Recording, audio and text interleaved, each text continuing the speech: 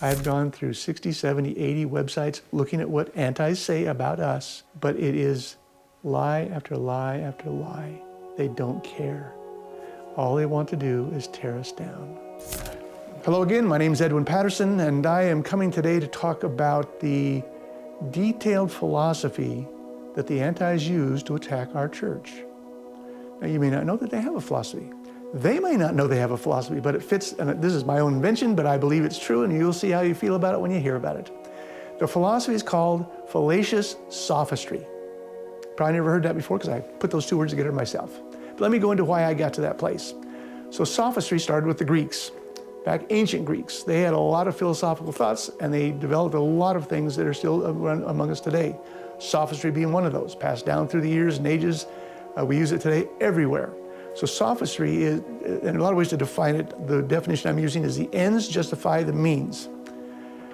Now what that means is, if I believe something strong enough, this has to be true, I am released from morality. I can do anything I need to defend my position.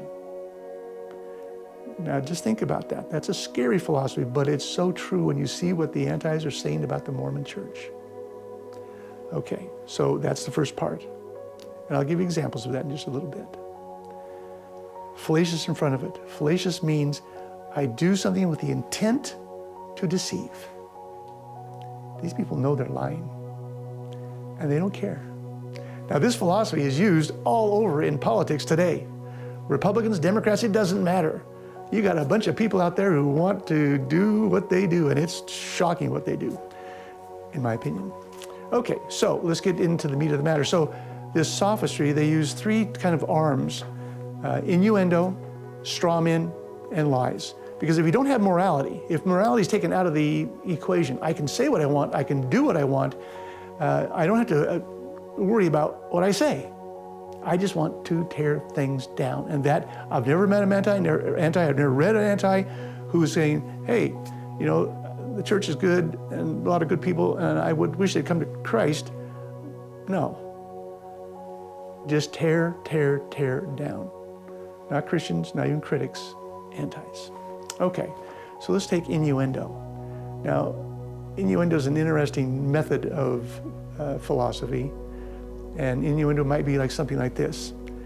Well, Joseph Smith was preparing to write the Book of Mormon since he was 17. Did you know that? It could be. Do you know? Well, no, what do you mean?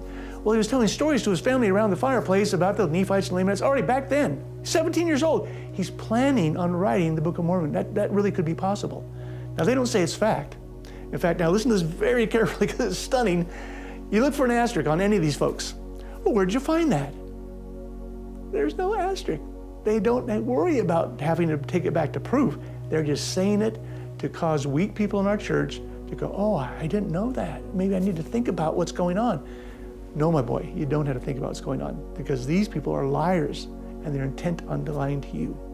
Okay, that's innuendo. A lot of examples in politics, out there in America, out in the world, certainly antis to the Mormon church. Straw men.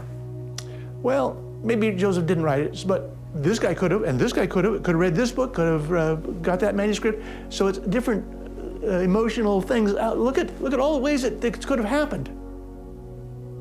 No asterisk, no asterisk, no asterisk, no asterisk. It's so funny, but they do so. They want so badly to tear us down. The last, pure lies, and they're very, very good at this.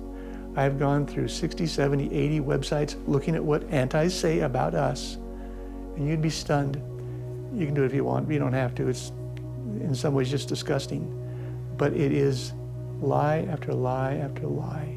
They don't care. All they want to do is tear us down. And they don't go, and you may have seen this video before, but they don't go after everyone in the church. They go after the weak.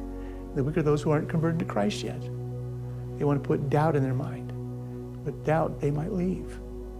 And it's all over the place in terms of what they say, but I'm focused just on Joseph Smith being a prophet of God and the Book of Mormon being the fruit of God, a second witness for Christ. That's where I'm at. There's all sorts of other crap that goes on out there, but these people are not to be feared, not to be believed, because fallacious sophistry allows them to do what they do. Now let me give you an example of that, not in the spiritual world.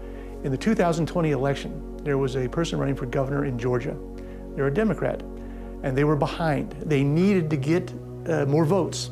So I watched this on TV. They had a big rally, a lot of people there, and they started talking and said, you know, we believe in abortion. Abortion should be right, should be the right of all people, all women. And when he's talking this way, okay, interesting. But then he said, you know, what the Republicans say is that the baby has a heartbeat from inception. That's not true. When you put a sonogram on a woman, that's what makes the heartbeat for the first 6 weeks. So it's just a lump of nothing. You can do abortion and it doesn't hurt anything. That is a bold-faced lie. That is a fallacious sophistry at its best. And I see it over and over and over again with the antis coming to the church. And I will give example after example after example of that as we go down the road. All right, enough for today. Let's move on. Thank you so much.